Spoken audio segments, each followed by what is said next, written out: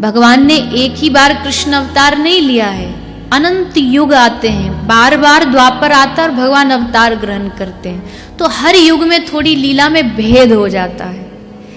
इसीलिए शास्त्रों में अगर कभी आपको कोई कथा, कोई लीला कुछ अलग मिल जाए, एक ही लीला के दो भाव मिल जाएं, तो उसका अर्थ समझिएगा कि ये युग भेद के कारण ऐसा अलग भाव है। तो विवाह के भी कई सारे भाव हैं, किंतु एक भाव जो विशेषकर कहा जाता है कि जब श्री श्याम सुंदर, एक भाव तो ये भी है कि जब छोटे थे एकदम नंद बाबा की गोद में थे तब विवाह हुआ था। दूसरा भाव ये है कि श्याम सुंदर स्वयं आए हैं गौचारण के लिए, और जैसे गौचारण वृंदावन में कर रहे हैं तभी अचानक जोर से आंधी चली, अंधकार हुआ, घनघोर अंधकार हुआ, और गौएं भी धीरे धीरे सब अलग हो गई, ग्वाल बाल सब अलग हो गए, और कृष्ण अकेले रह गए। नंद बाबा भी अलग हो गए। अब तो श्याम सुंदर नंद बाबा को खोज रहे, नंद बाबा लाला को खोज रहे, और आज श्याम सुंदर खूब रो रहे हैं कि अब हम कैसे घर जाएंगे, आज तो बाबा भी चले गए, ग्वाल बाल भी ना मिल रहे। प्रभु रो रहे हैं और नंद बाबा लाला को ढूंढ रहे, पर लाला दिखाई ना दे रहे, क्योंकि काली अंधियार छाई हुई है। अब काले में कालो तो दिखे ना है, अब कालो अंधकार है तो ठाकुर जी दिखाई ना दे रहे कहीं। पर जोर जोर से जब रोने की आवाज आई तो बाबा समझ गए कि लाला सामने ठाड़ो है, तो जाके लाला को पकड़ो, जैसे पकड़ो तो बाबा के हृदय ते लग के जोर जोर ते लाल जी रोने लगे। अरे बाबा तुम कहाँ चले गए, हमको बड़ो डर लग रहे हो है, जल्दी घर चलो, अब हम यहाँ नहीं रुकेंगे। तो बाबा बोले अरे लाला अभी तो गैया ढूंढनी है सबरी, पहले गैया मिलेगी फिर हम जाएंगे यहाँ ते। बोले ना ना बाबा मैं तो घर ही जाऊंगा। पर लाला गैयन को छोड़ के कैसे जाऊं, बस ये बात चली रही थी कि तभी फिर से एक आंधी आई और देखा सामने एक प्रकाश प्रकट हुआ। बाबा की आंखें चौंधिया गई, पहले तो लगा कोई बिजली गिरी है, पर जब ध्यान से देखा तो सामने स्वामिनी खड़ी थी, छोटी सी लाली। अरे लाली राधा तू यहाँ क्या कर रही है?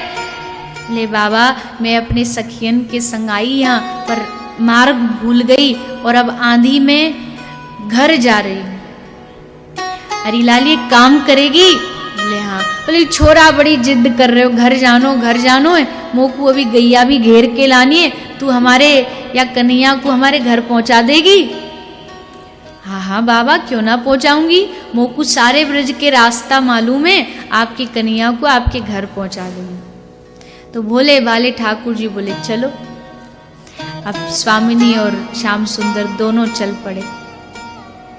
अब चल रहे हैं तो ठाकुर जी बोले कि स्वामिनी घर तो ले जा रही हो, हाथ तो पकड़ लो। लाल जी बोले क्यों? बोले हमको डर लग रहे हो, बाबा ने अभी बताई ना हमको बड़ो डर लगे है, तो जाकू डर लगे वाकू थोड़ी तसल्ली देनी पड़े ना। अच्छा तो आपको डर लग रहा है? बोले हाँ हाँ डर लग रहा है। अरे क्यों लीला करते हो, तुम्हें डर लगता है? डर भी जिस जाकू देख के डरे हो, आज आंधी को देख करके डर रहे हो। बोले हाँ हाँ स्वामिनी आप हाथ पकड़ो। लाली जी ने यूं हाथ पकड़ो, मार्गदर्शन करने लगी, और जैसे हाथ पकड़ा सोई बिजली चमकी, जोर से एक अंधकार दूर हुआ, और उसी स्थान पर भांडीर वन में एक दिव्य विवाह मंडप प्रकट हो गया। बिजली चमकते ही दिव्य विवाह मंडल प्रकट हुआ। अचानक सारी ऋतुएं बदल गई, सारी ऋतुएं अपने आप एकाएक वृंदावन में वसंत ऋतु छा गई। वृंदावन की ब्रज की प्रकृति भी आह्लादनी की इच्छा से ही चलती है, जो उनको प्रकृति चाहिए वही प्रकृति प्रकट हो जाती है। बसंत प्रकट हुआ, चारों ओर सुंदर सुंदर पुष्प खिलने लगे, हजारों नौकाएं एक साथ यमुना जी में प्रकट हो गईं। सब नौकाएं सुंदर सजाई गई हैं अलंकारों से, और उन नौकाओं का आकार भी एकदम सुंदर हंस जैसा है। और उन सब नौकाओं में अष्ट अष्ट सखियां बैठी हैं, पीले पीले लहंगा पहन करके, सुंदर जिनका वर्ण है। श्री राधा रानी के स्वरूप में और उन सखियों के स्वरूप में आज कोई भेद नहीं है। सुंदर केश, लंबे लंबे केश, चोटी ऐसे लगती है जैसे कोई काली नागिन लहरा रही हो। देह से कमल की सुगंध प्रकट हो रही है। दो मंडली बनी है, एक सांवरी सखी है सारी और एक गौर सखी है। सांवरी सखी श्याम सुंदर की तरफ आ जाती है उनकी मंडली में, और गोरी सखी सब श्री श्यामाजू के साथ खड़ी हो जाती है। रंग बिरंगी नौकाएं तैयार हो गई, पुष्पों की रंगोली बनी हुई है, और एक सखी जाती है, स्वर्ण का एक पटला लेकर के आती है। उस पर एक पर श्री नंदनंदन को बिठाया जाता है, एक पर श्री लाडली जी को बिठाया जाता है। किंतु विवाह से पूर्व तो लड़की का मुख नहीं दिखाते ना, वो पर्दा लगा के रखते हैं। तो श्याम सुंदर के सामने पर्दा लगा दिया और श्याम सुंदर को उबटन लगा रही है सखी। तो श्याम सुंदर की नजरें बस बड़े चंचल हैं, इधर उधर ढूंढ रही। बोले क्या ढूंढ रहे हो? बोले प्रिया जी को ढूंढ रहे हैं। गोपी कह ली थोड़ी तसल्ली रखो, मिल लेना, अभी थोड़ा समय है, ब्याह हो जाने दो। तो सारी सखियां इधर श्याम सुंदर को उपटन लगाती। श्याम सुंदर पूछते हैं कि प्यारी जी को भी श्रृंगार, उनको उबटन लगाया जा रहा है? बोले हाँ बिल्कुल, इतने मासूम मत बनो कि जैसे कुछ आप जानते ही ना हो। आप सब जानते हैं, पर लीला सब करते रहते हैं। सारी सखियां एक तरफ श्याम सुंदर का श्रृंगार कर रही हैं, एक तरफ श्री जी का। श्याम सुंदर को पीले वस्त्र, पीली धोती, पीला पीतांबर पहनाया गया, सुंदर बाजूबंद, गुलाब के जल से, केसर के जल से स्नान इत्यादि कराया गया। माथे पर रोली का चंदन लगाया, सुंदर बालों में, सुगंधित केशों में तेल लगाया गया। और दूसरी तरफ श्री स्वामिनी जी को सखियां नीले वर्ण का श्रृंगार वस्त्र धारण कराती है, और फिर दोनों को नौका में लेकर के एक दूसरे के समक्ष लाया जाता है। उधर से श्री राधा नील वसन धारण करके उतरती है, और इधर मोतियों का हार पहने हुए श्री श्याम सुंदर उतरते हैं। सारी सखियां गाती बजाती, मृदंग बजाती बजाती, करताल बजाती बजाती दोनों को बिठा देती हैं। देवगण पुष्प वर्षा करते हैं। दुल्हा दुल्हिन नख शिख शोभा, श्री हरि प्रिया निरखी मन मोहा। ब्रज के बहुत पद हैं श्री राधा कृष्ण के विवाह के। मंडप के मध्य में बिठा दिया गया। एक सखी 2 रतन वेदी लेकर के आई, दुल्हा दुल्हन को बिठा करके बिठाया ही तभी आकाश में एक प्रकाश हुआ, और प्रकाश होते ही आकाश से नीचे उतरे ब्रह्मा जी। श्री ब्रह्मा जी आज आकाश से नीचे उतरे हैं। तो सखी टेढ़ी टेढ़ी नजरों से पूछती है ब्रह्मा को, तुम्हारा यहाँ क्या काम, तुम क्यों आए हो? ब्रह्मा जी बोले, मैं इस विवाह का पुरोहित हूं, कर्मकांड के काम तो मैं ही कराऊंगा ना, पंडित जी चाहिए। और मैंने युगों युगों से क्षण का इसकी प्रतीक्षा की है कि मुझे ये अवसर प्राप्त हो, मैं इस विवाह का साक्षी बनूं। ललिता जी बोली, हमें नहीं चाहिए कोई पंडित,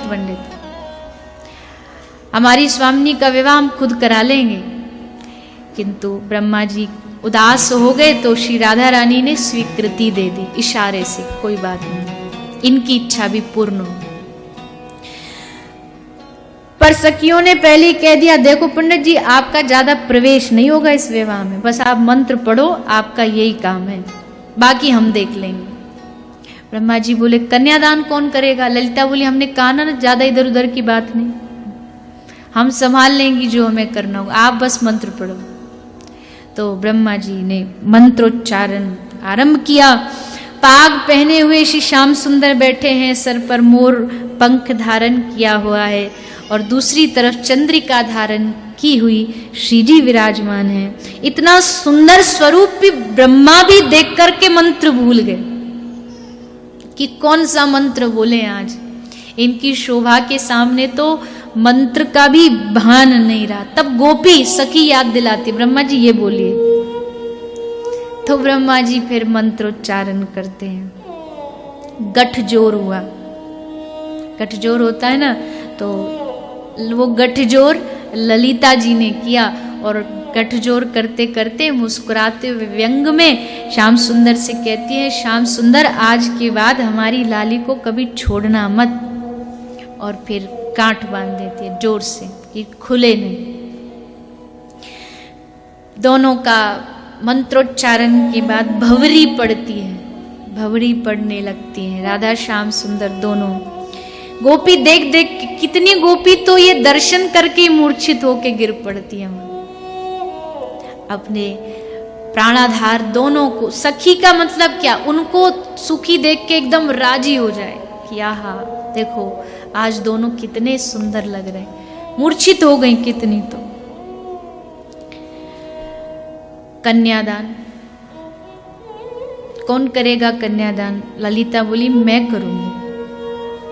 उठी सी ललिता जू और लाली का हाथ पकड़ा और लाली का हाथ पकड़ के श्याम सुंदर के हाथ में देती हुई बोली, श्याम सुंदर हमारी लाली बहुत भोरी है, इनका ध्यान रखना, कभी कष्ट मत देना इनको। कन्यादान हाथ में दे करके अब सिंदूर दान की बारी आई। श्याम सुंदर ने सिंदूर दान किया तो अपने आप को आवेश में श्याम सुंदर रोक नहीं पाए, मूर्छित होने लगे। तो सखियों ने पकड़ के संभाला। अरे क्या कर रहे हो श्याम सुंदर, विवाह तो पूर्ण होने दीजिए। देह का भान नहीं रहा था पर एकदम चौंके। इसके उपरांत श्री ब्रह्मा जी दोनों युगल जोड़ी के, युगल सरकार के चरण धोते हैं। चरण धोते धोते ब्रह्मा जी आनंदित हो जाते हैं कि वाह क्या सुख हमें प्राप्त होता है, ब्रह्मा की गद्दी तो इसके सामने तुच्छ है। धोते चरण प्रक्षालन करते करते ब्रह्मा मूर्छित होने लगे तो सखियों ने कान में कहा, ब्रह्मा जी आप अपना सुख देख रहे हो कि तुमको कितना सुख मिल रहा है, पर प्रेम में अपना सुख नहीं देखा जाता।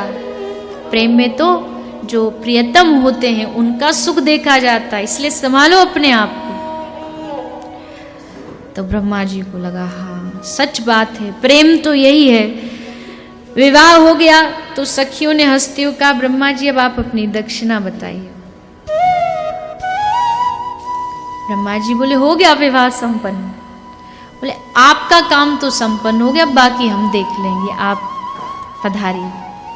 आपकी जो विधि जो होनी थी वो आपने कर दी, अब हम नेह विधि निभाएंगे, जो हमारी रीति है उससे हम आनंद लेंगे। ब्रह्मा जी ने प्रणाम किया, क्या दक्षिणा में चाहिए? हे प्रभु आप युगल की भक्ति मेरे हृदय में अविचल बनी रहे, बस यही मुझे प्रदान कर दीजिए। आशीर्वाद दिया ब्रह्मा जी को। विवाह करा के अपनी सब विधि करके ब्रह्मा जी चले गए। फिर गोपियों की अपनी आनंद और अपनी रीति आरंभ हुई। तैसिए चतुर सखी चहु ओरे, गावत राग सुहाग रसाल, राधा दुल्हन दुल्हा लाल। खूब गायन करती हैं सखियां। सखियां बोलती अब चलो थोड़ा आनंद लेते हैं, थोड़ा ब्याह में, ब्रज की ब्याह में तो गारी भी चलती है ना, तो अब श्याम सुंदर को गारी देने बैठ गए। गारी भी दे रही हैं और सामने चौसर रख लिया। बड़ा प्रिय है, खेल है श्री राधा श्याम सुंदर का। चौसर रख लिया बीच में और दुल्हा दुल्हन बोले आज चौसर खेलेंगे। पर हारने वाले के लिए क्या और जीतने वाले के लिए क्या? तो चतुर श्याम सुंदर बोले कि देखो सखियों, अगर मैं हारा तो मैं इनका हो जाऊंगा, और ये हारी तो ये मेरी हो जाएंगी। सखी बोली, वाह वाह, बड़े चतुर हो, चित्त भी मेरी पट भी मेरी।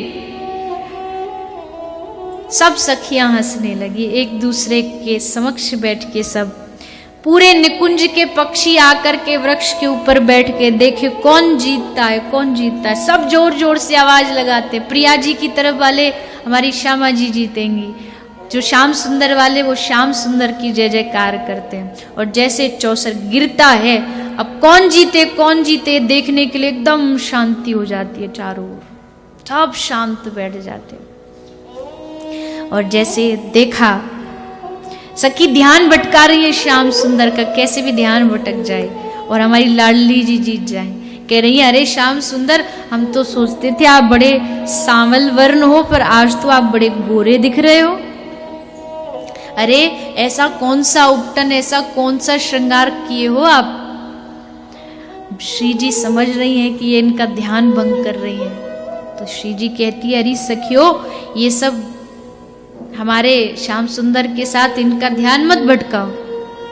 सखी बोली, लाली जी आज आप कुछ नहीं बोलेंगे, आज तो हमारा दिन है, हम जो चाहेंगी वो करेंगे, आप बस चुपचाप शर्मीली दुल्हन जैसी बैठ जाइए, कुछ मत बोलिए।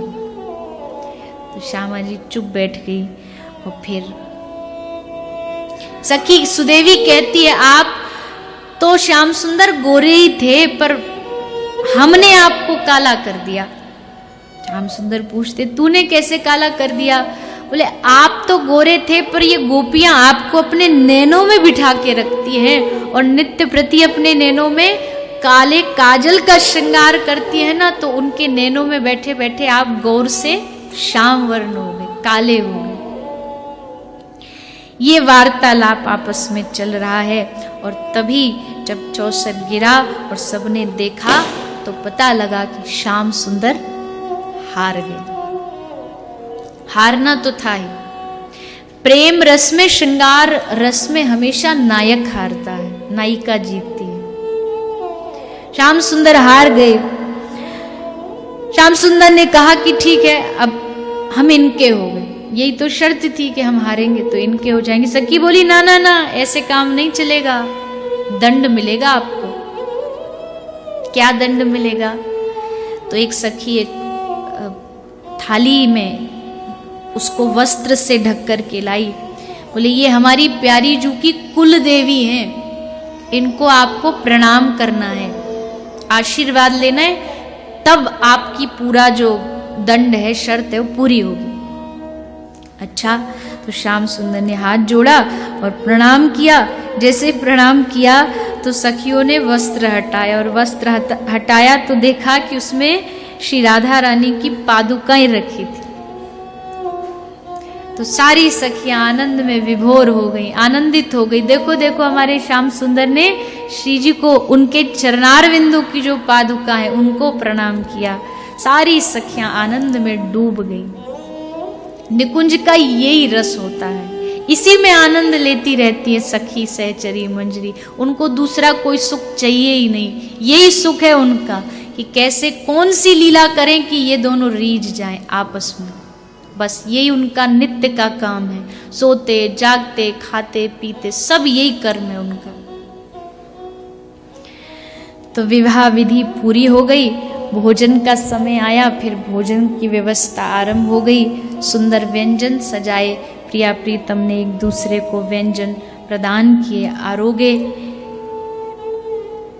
ये श्री राधा श्याम सुंदर की विवाह का चरित्र रसिक जन अपनी वाणी में, और देखिए इनमें से कई लीला तो ऐसी भी है जो शास्त्रों की भी नहीं है, किसी भी शास्त्र की।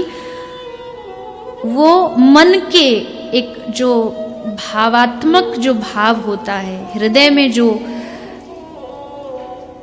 ध्यान महापुरुष करते हैं, उनका भाव है, जिसपे उन्होंने जो दर्शन किया या जो उनको अपनी भक्ति अनुसार दिखा, दर्शन हुआ, वो सब उन्होंने इन शब्दों में पिरो के रख दिया, हम जैसों को, सूखों को रस में डुबाने के लिए। तो ऐसा श्री राधा श्याम सुंदर का सुंदर विवाह उत्सव होता है।